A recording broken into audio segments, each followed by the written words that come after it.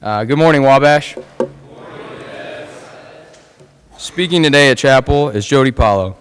He was born in Crawfordsville, where he attended high school, and then came to Wabash to get his bachelor's degree.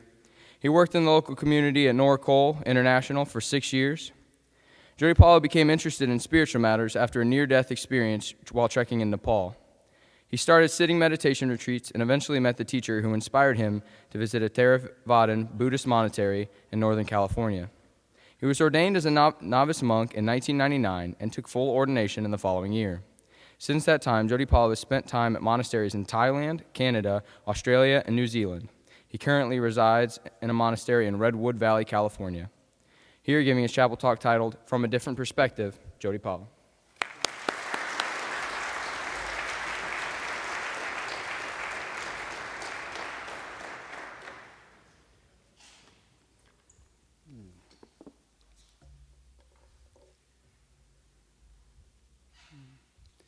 So, to the faculty, staff, current students, good morning. Good morning, Wabash. So, I decided to give the title of the talk From a Different Perspective for several reasons, and one was the obvious. Anybody who's going to be shaving their head and walking around the campus with a, what would you call this, butterscotch colored robe, they better be coming from a different perspective if they're going to do this. So I think that's an obvious choice. But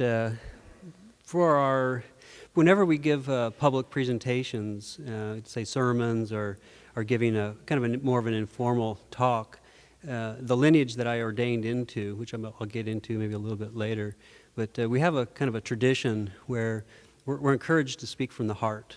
Not to really prepare anything to make out a long, say prepared remarks or write things out. So it's always on occasions like this, I always say, why do I listen to my teachers? It would have been so much easier to write it down, but I did. I have a little cheat sheet that I brought just to keep me on track. But part of the reason, though, I was reflecting when I was getting ready to do this talk, thinking about why would my teacher have that as a tradition? Why would it be to just come from the heart, to not plan it out? And I came up with a couple of reasons.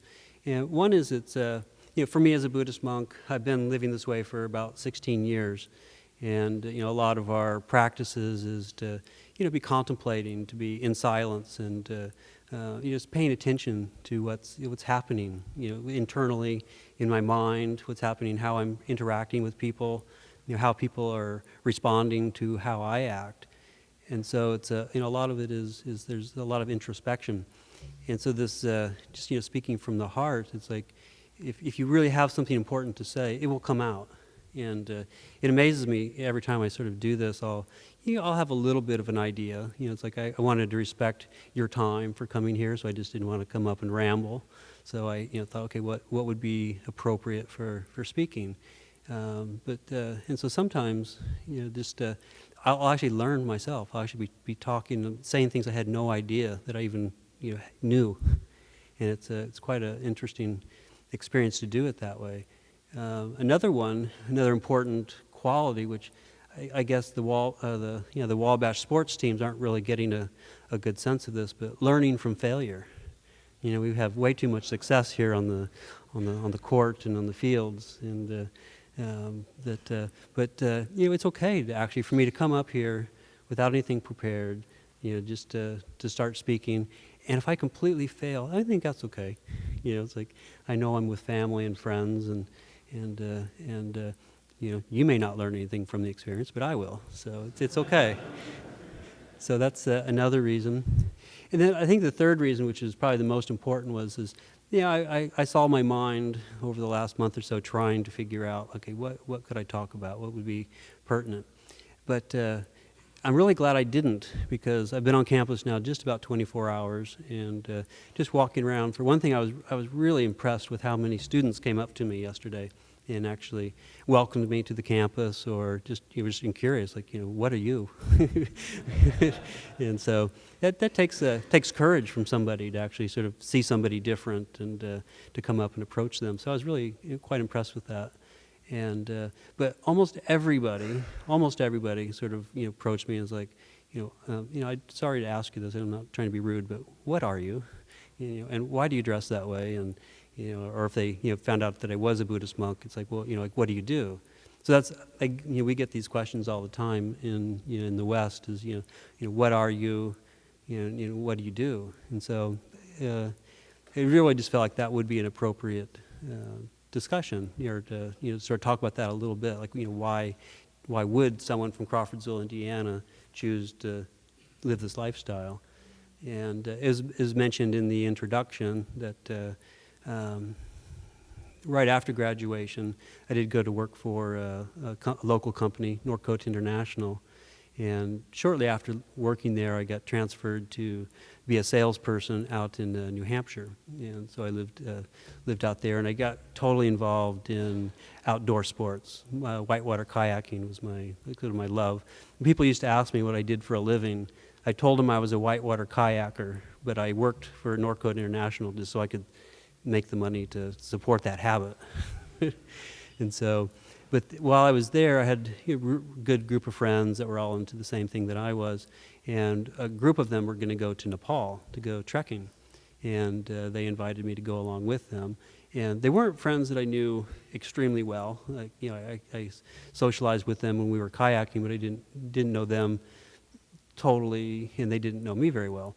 And so we got into I think it's about 13 or 14,000 foot elevation, which is, you're starting to get in kind of a danger area with the altitude. And I don't think it was any fault of theirs, but both of us, the group I was with and myself, we kind of made some critical errors, and I got abandoned by my hiking partners. And for about 3 days, actually I think that day, like, I had a stroke coming down from the altitude. And from my basic understanding, anybody here who's a biology or chemistry major, you can correct me later, but my understanding what happens when you get altitude sicknesses is that the altitude, the pressure in the air, when you go up to extreme heights of elevation, the air pressure is drastically lower. And so what happens is, if you don't spend enough time adjusting to that, the liquids actually sort of seep back into your lungs, and then you actually drown. The oxygen and the liquids in your lung go into your brain, and it causes death that way. And so I was definitely into beginning stages of that, if not sort of immediate stage. And what happened though is, for about 3 days, it took me to one day of sort of being on my own, getting down to where I got down to where people were, and then for about two or 3 days after that, it was a real struggle to get down to altitude. And the last night of that, the way I describe it to people is like, in terms of, if someone was in extreme pain, like say like being in a car accident or something like that, on a scale from say 0 to 100, like someone who's in like that amount of pain, like in a really dangerous sort of injury, I'd say like that would be about a 60 or 70 on the scale that I was in. And I was at like 98 on the scale, like way, way, way off. Everything was just completely disoriented. The room was spinning not only clockwise, but also this way at the same time. And I was in this little tiny room, and I could actually, both hands, I could touch the walls. And just because I was just spinning and disoriented, I was bracing myself. And I remember thinking, this pain is just way too intense. I need this pain to end. But before I could think the entire thought, before it became like an intention, like this is what I want, this voice came into the room. It was completely me, and this voice said, "If you wish for that, you're dead. Is that what you want?" And there was a silence, and I remembered at the time, like there were a few things that I had said or done that I wanted to ask forgiveness for. There were some things that I had maybe been a little bit rude, or just nothing horrible, but I just wanted to ask forgiveness from some people. And so I was like, no, I'm not ready to die yet. But then I was like, but this pain is so intense, I need to be separated from this. And as soon as I did, I floated out of my body up into the upper corner of the room. And for the first while, it's like time didn't exist. So like later after I was telling people about it, they say, well, how long were you out? I was like, didn't apply. That question just didn't apply. Time didn't exist. And it was like, and I started thinking about it. And the only thing that I could identify with, say, who and what I was I had eyesight and I had thought. And everything else, like the intense pain was gone. It was a really loud room I was in. It was freezing cold. It's everything that you feel like is who and what you are. The senses you have was completely gone. Weightlessness and not even sense of location even. And when I kind of came to realize like what was happening, I had this extreme fear that my body was going to get up and leave the room, and then I'd be stuck without a body. And that scared me. So then I immediately went back into the body, and the pain immediately came back, everything, all the sensations, and I passed out. And so then the next morning I woke up, and what was the illness that I had sort of passed that morning. And then kind of a long story, which I won't get into, but I just got extremely lucky and got on an airplane the next morning to get down to Kathmandu. And that's I think about 3,000 feet. And I'd been at 9, and when I got injured or sick, it was about, say, 14.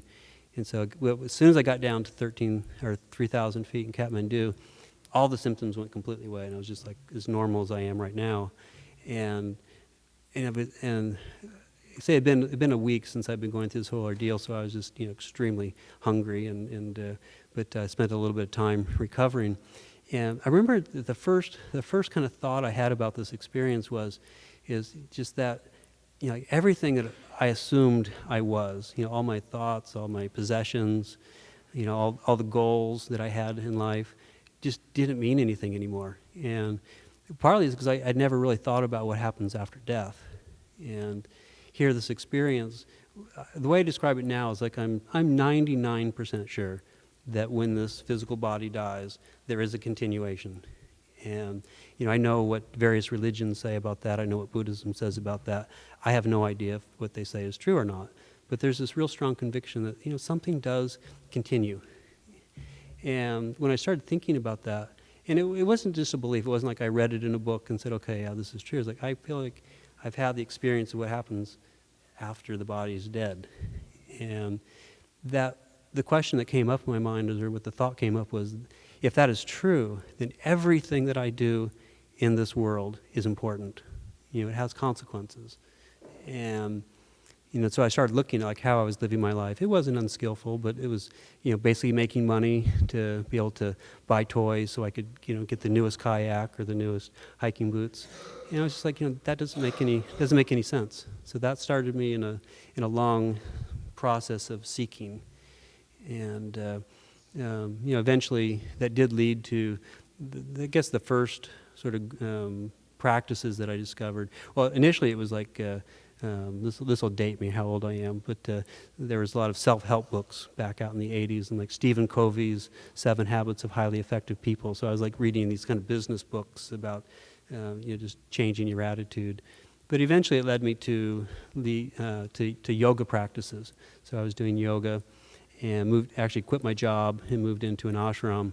And when I was there, I discovered my roommate was a Buddhist meditator, and he just kept pestering me over and over and over again to go do one of these. It's like a long 10-day retreat, and so I did that. And as soon as I sat that retreat, it's just like something clicked. It was like, this is exactly what I'm looking for. It's hard to explain, but it was just like this deep connection. Like, okay, this is what I was looking for. And I think for every person, whatever religion or practices, or I think it's going to be different for all of us. So I'm not, Buddhism is the only way. So I'm really open, kind of about that. But for me, it was like, okay, yeah, that's the path for me. And I remember I initially joined a meditation retreat center in Massachusetts. And I kind of joined it because I just wanted to get to know the teachers and find out who their teachers were and just sort of make some connections. And one of the first teachers that I really connected with, I knew he had been a monk before, so I sat down with him and I laid out for him. I said, there's 3 options I kind of see myself doing. One is to join the staff of this retreat center. He has good livelihood, supporting people who are interested in meditation. Second would be just to go on a very long retreat. I had the means that I could have done that for a year or so, just to be on retreat. And the third one was to become a monk. And so I asked this teacher that. I said, what should I do?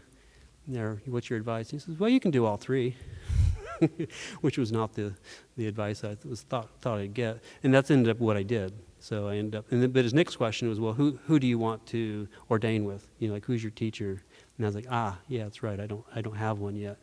So I ended up, just moving into the ashram to be on staff, and then did exactly what I was kind of thought the mission would be, just to find out from other teachers, like who their teachers were.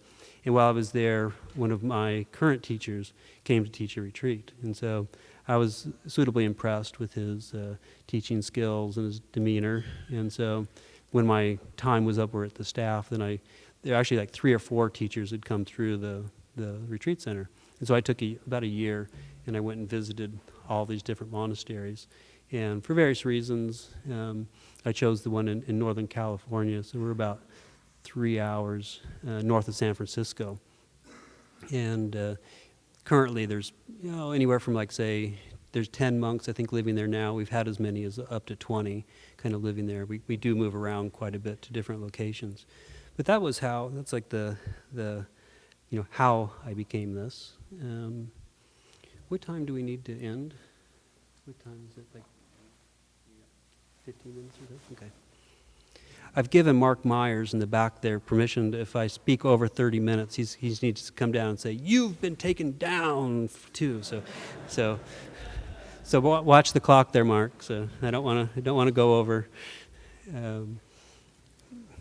I promised the wrestling team that I would somehow include a wrestling story into this chapel talk too, but kind of does come into coming back to that. Coming from a different perspective.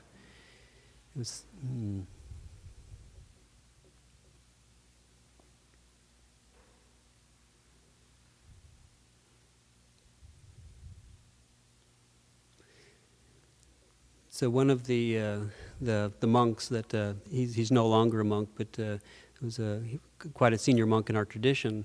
I met him when I first ordained, and was talking with him, and someone told me that he had been a wrestler, and so I went over and I was kind of asking him about his life and his career, and he was from Tennessee, and so he won 2 state championships, sort of back to back, and I think he was probably from the town of Memphis, and so his kind of a neat story with this is that he said that when he won the championship for the first time, he said he was all excited because it was a whole career practicing, honing his skills, and here he is, he's junior, and he wins the state championship, and he said he got up on the podium and to receive his medal and got his arm raised, and he said he enjoyed it for about a minute, the thrill of the victory. He said, but he was the junior, and all the other wrestlers in his weight class were all underclassmen as well. He said immediately he had this realization is, oh, I'm a marked man now. Everybody's after me. And it's like more pressure, the second time around. And, but he told me the story that, or someone else told me the story about him, that I think it was his senior year. He was wrestling, and it was the biggest meet of the year. And it was like his team was ranked, and there's another ranked team in the same town, probably Memphis. And he was the captain, and he was wrestling the captain of the other team. And the other team had been sort of bad-mouthing him and sort of trying to out-psych him or something. And so there was a lot of tension into the match. And he went out and on the mat, and his opponent made some sort of mistake, and he took advantage of it and pinned his opponent just like that. The match was over, and it was I think probably Tennessee wrestling is probably similar to Indiana basketball, And so like this gym was like completely packed, and it was like probably a rocking, sort of night for wrestling. And when this pin happened, he said the gym just went crazy. It just like it was almost like, he said, fist fights in the stands, and people were going crazy. And he said what he did was he got up and he went over to the other team's bench. And he said as soon as he got up and sort of walked across the mat, everybody, slowly people started seeing what was happening, and the gym just went completely silent, dead silent. And he went over and he showed the opponent the move that he had done to pin him. Like he showed him like where his mistake had been, and how he got the advantage. Now this was a technique that his coach had instructed that all of the wrestlers do, like even in practice or even in meets. So imagine that, your coach is telling you, okay, you learned an advantage over your opponent who you might actually meet later in a tournament. But if you've found a way to beat him on technicality or something, he wanted you to go and teach that wrestler how you did it. And so I was like, well, that coach is coming from a completely different perspective. One thing is like he wants his wrestlers to be the best. He wants them to win the championship. But he's interested in wrestling as a sport. Like he wants all wrestlers, not just his team. He wants all wrestlers to be improved. And then also too, it gives the incentive to his wrestlers to, you got to get better. It's like if you give away your best move, then you're going to have to figure out another one. And so it motivated his team to be even better.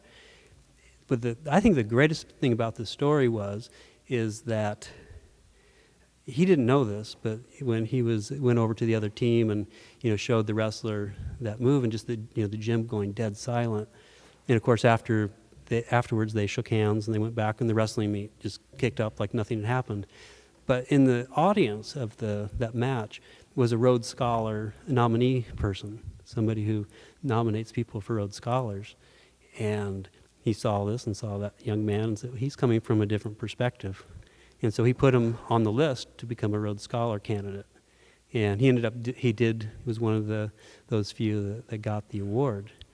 And so I just look at it, it's like one coach, having this different perspective, that all of us would at some level think, well, that's kind of crazy, but here, just that attitude helped a student, become a Rhodes Scholar. And then, I understand Wabash has a Rhodes Scholar this year, so congratulations. Was it Jason Burnett?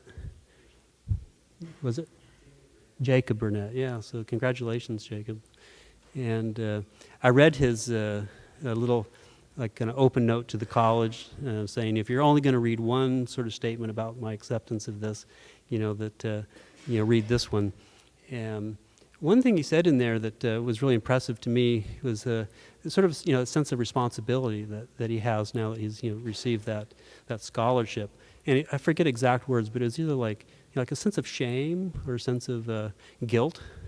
And we think of those terms in sort of Western English terminology as kind of a bad thing, shame or guilt. But in the Buddhist concept, there's a Pali word called hiri and ottappa. And they're often translated as exactly that, sort of shame and regret. But the Buddha actually called those words, they're guardians of the world. And so they're, like if we don't have a sense of shame, if we do things that are unskillful or unwise, and we don't regret that can be very dangerous. So it's actually a quality that the Buddha actually sort of encouraged us to have. So like when I read that, I kind of sensed that maybe Mr. Burnett was sort of not comfortable with maybe saying that, but I read that and I was filled with joy, because here's somebody who really understands the significance of that award, and he's probably going to use it very skillfully. So another way we translate those words of say hiri and ottappa is say consciousness and I knew I'd forget the word. But yeah, it's just basically being more conscious of what we're doing, consciousness and concern instead of say shame and regret. So consciousness, having a consciousness about our decisions, and then having concern for the outcome of those. So how much time do I have, Mark? Am I going to get taken down? 5 minutes, okay. So.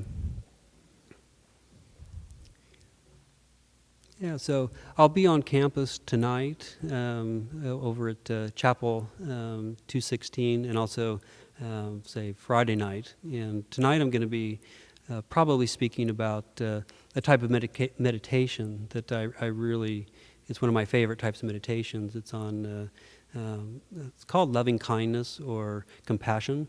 And so I much prefer the word, say, goodwill. So it's not, I think it's on the poster as love and compassion, but it's not love like, say, a romantic love, but it's more of a, yeah, that goodwill. And it's quite a interesting meditation, and I work with it quite a bit. So I'll be doing that tonight, and then Friday night it'll probably just be much more of a discussion. And if people have questions, I please welcome you to talk to me on campus. I think, as you notice, I'm a talker, so I'll be able to be there, and.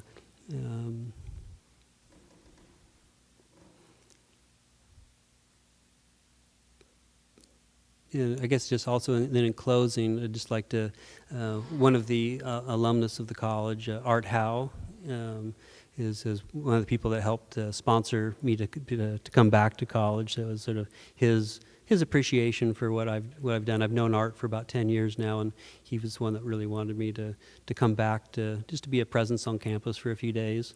And also to the dean's office. They've been very helpful in coordinating it. And the international students and the Muslim Association have sponsored some of the events that I'll be doing or have done, and then also to the Sphinx Club. So thank you.